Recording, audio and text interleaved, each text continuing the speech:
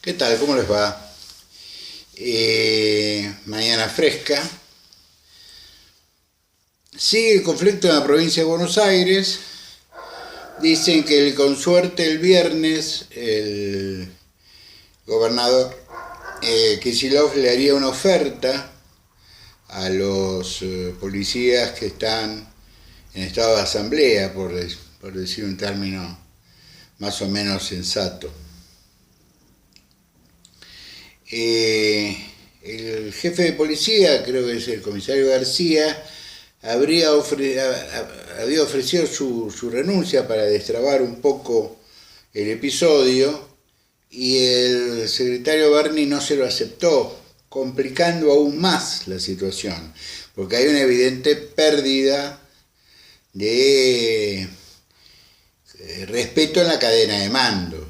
Esto es esencial en una organización policial, respeto a la cadena de mando.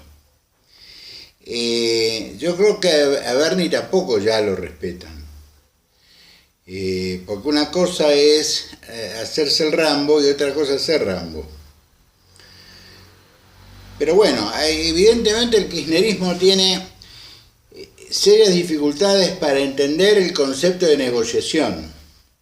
Ellos viven la negociación como una derrota, y la negociación es una cosa normal que los seres humanos realizamos todo el tiempo. Todo el tiempo. Lo hacemos en nuestra casa, lo hacemos en nuestro trabajo, lo hacemos con nuestra pareja, con nuestros hijos. La negociación es tan natural que a veces no nos damos cuenta que estamos negociando.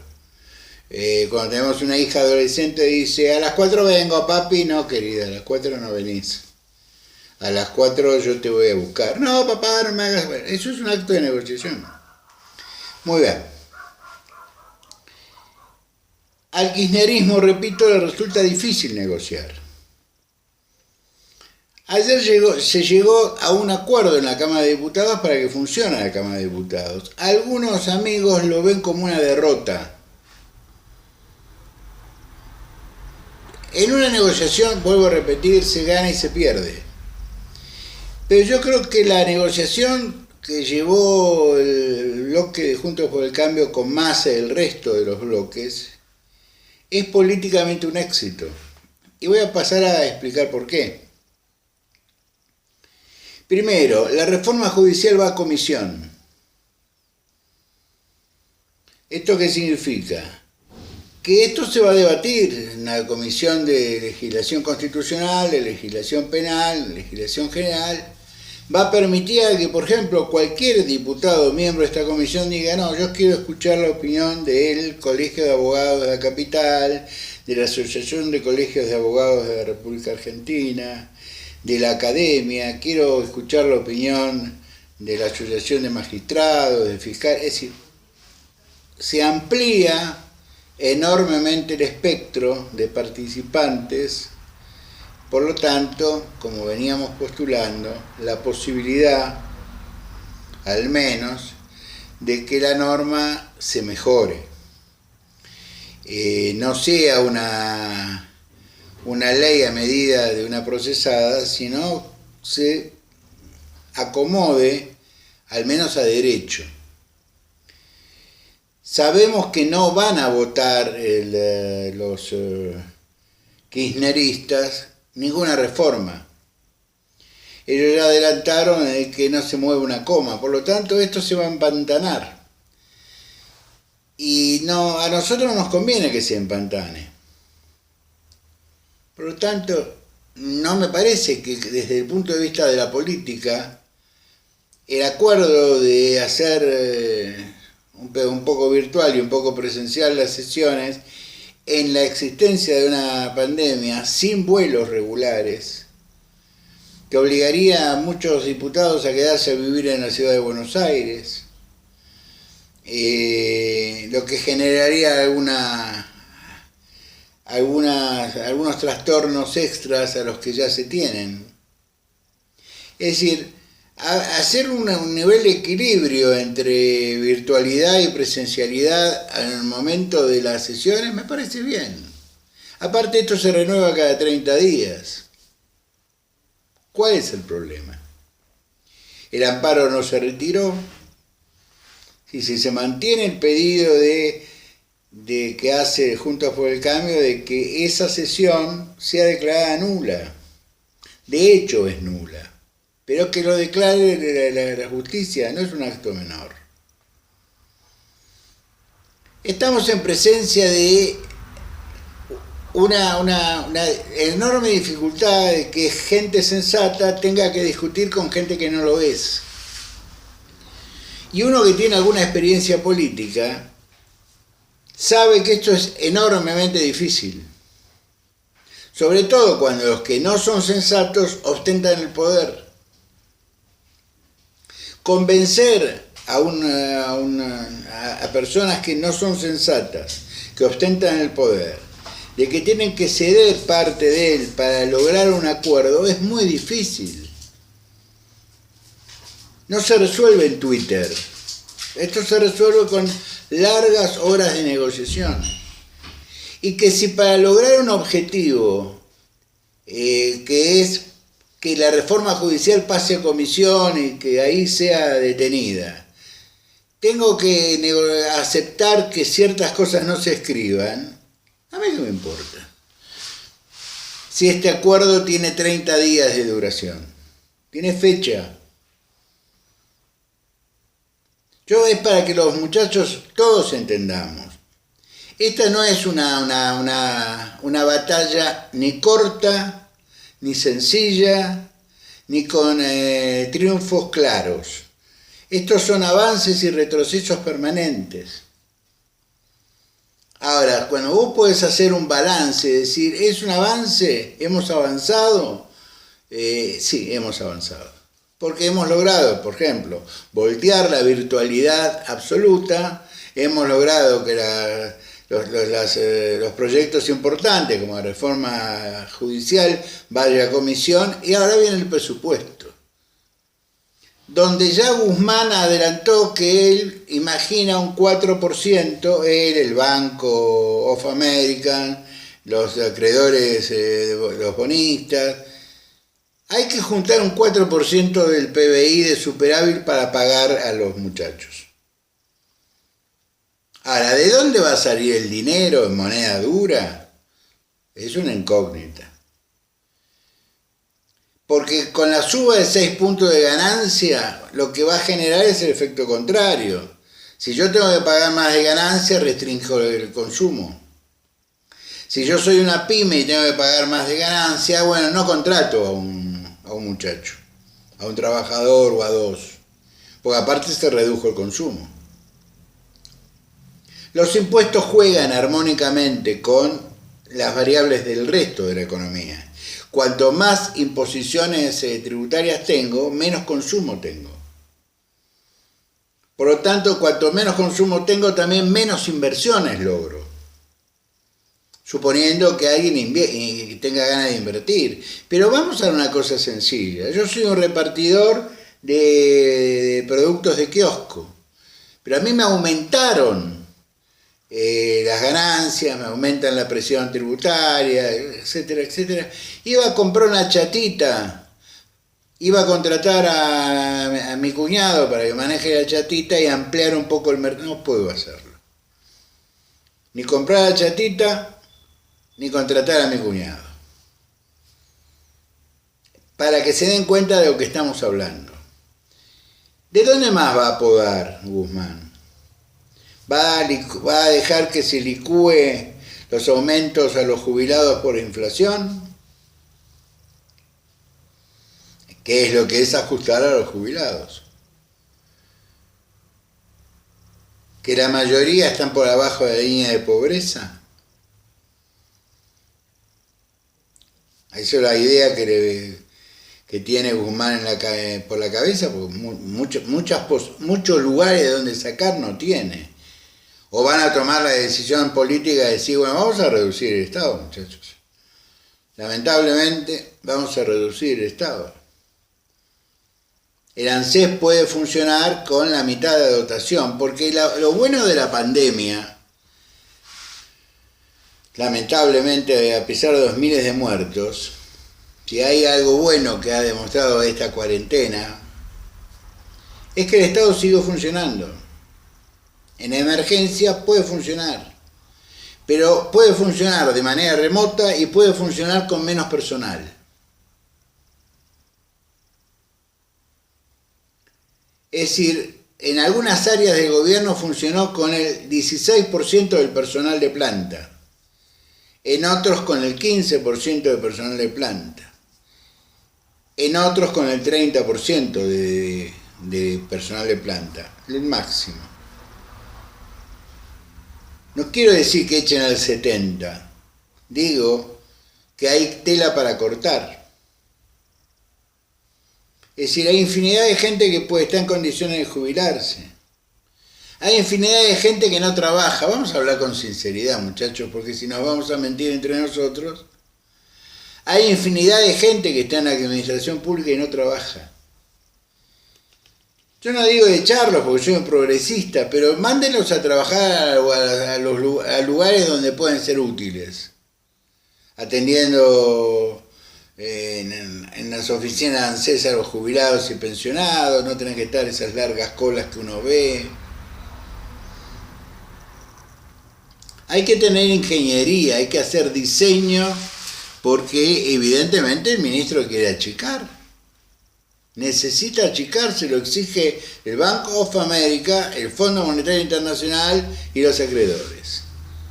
Entonces va a ser interesantísimo observar cómo el kirchnerismo, el populismo, achica,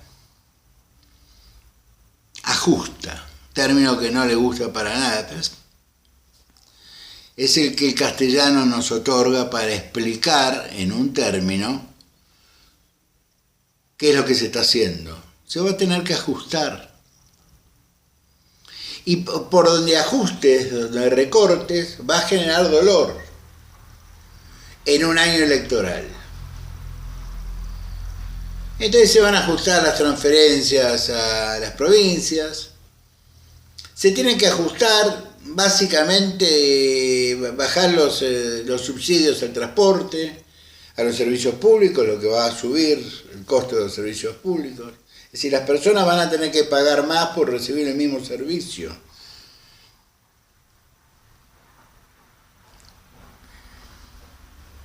Yo haría una recomendación, ya que estamos en un gobierno populista, seamos populistas. La ley de alquileres que votaron hace poco, suspéndanla. Suspendan su aplicación. Han hecho mucho daño. Sin querer. Porque los dueños de propiedades se están retirando del mercado. Y los que tienen que renovar no renuevan abajo del 70-80%. Tienen un problema que lo han creado, resuélvanlo. Todos levantaron la mano. La responsabilidad es de la clase política, que se excita con este tipo de normas. Y a veces el buen político es el que dice no. Y el mal político es el que dice sí. Los días por venir van a ser de enorme complicación, de una enorme tensión. Porque si le dan el 50-60% de aumento que exige la policía de la provincia de Buenos Aires, atrás ya Baradel no puede decirle a sus maestros, este año no.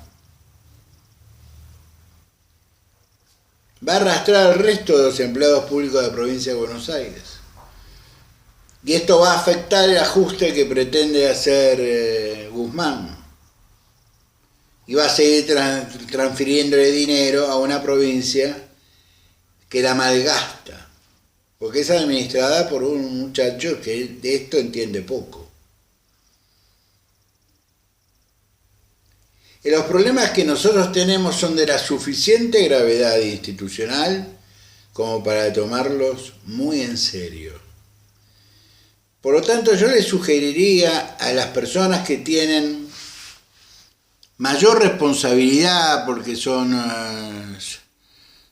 escuchados, se les presta atención, que operen con responsabilidad. Si a mí una cosa que me enseñaron en la facultad y luego yo enseñé a mis alumnos en la facultad, es primero, principio, no opinar del expediente que no se conoce. Segundo, existen alternativas en la decisión de un juez. Hay interpretaciones, yo puedo interpretar una cosa de una manera y Sapsay, que de él hablo, puede interpretarla de otra. No lo inventó ni usted ni yo, Daniel, el concepto de que son situaciones políticas no justiciables. Son opiniones de personas que encima somos ajenas al expediente. Yo me preocuparía si esto lo opina la Cámara o lo opina la Corte, pero lo opina un abogado en un reportaje.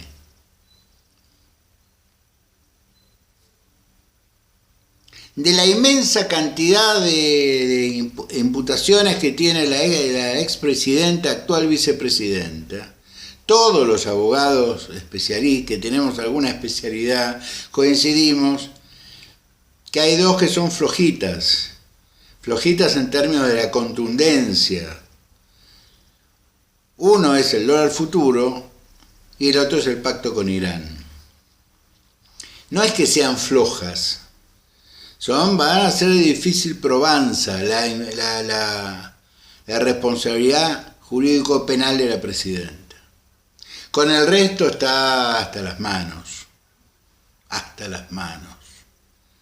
Esto no significa que ni el dólar futuro ni la causa del memorándum con Irán queden impunes. Todos sabemos que atrás de la causa del memorándum está Cristina Fernández de Kirchner. Pero por ahí la Corte te termina diciendo cuando llegue, fue una decisión política. ¿O no? Esto es materia opinable.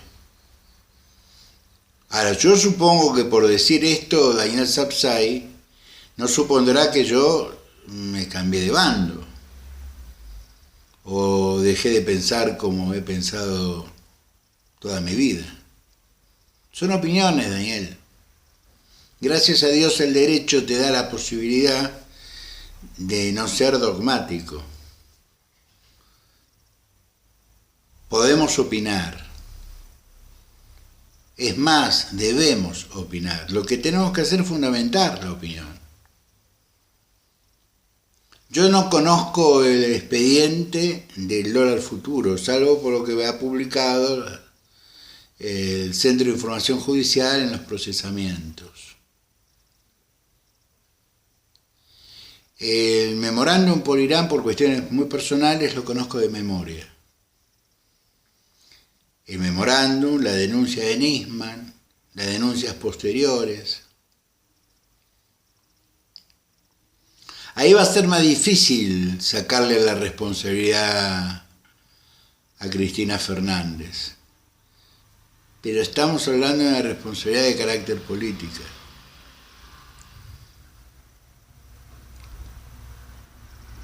Ojalá me equivoque.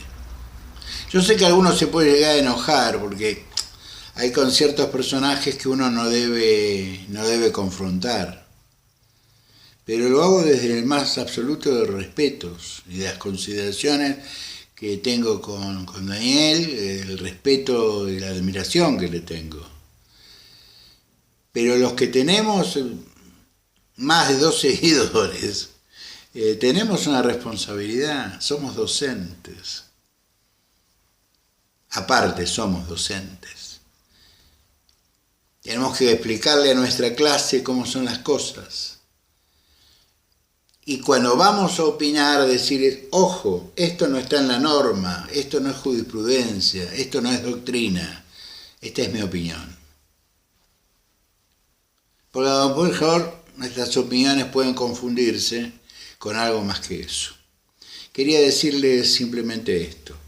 El 13 movilizamos a a la Suprema Corte de Justicia, en la capital federal, en el Palacio de Justicia, frente a la Plaza Lavalle, donde nos juntábamos por Nisman, ¿recuerdan? Ahí. Talcahuano entre Lavalle y Tucumán. Creo que andan por ahí un banner, la hora. Hay que movilizar y hay que pedir a los jueces que, muchachos, asuman sus responsabilidades. Si lo amerita, charlamos a la tarde, si no, nos vemos mañana. Les mando un abrazo grande. Yo me siento muy reconfortado por el acompañamiento que tiene el canal, por la buena onda que tiene todo el mundo y por el respeto con que nos tratamos. Porque si nos tratamos con respeto es que nos tenemos afecto, es decir, nos queremos, en el buen sentido, en el único sentido que existe. En el afecto y el respeto genera esto, esta ida y vuelta permanente que tenemos, que a mí en lo personal me enriquece y muchísimo. Desde San Salvador de Jujuy les mando un abrazo muy grande. Muchas gracias.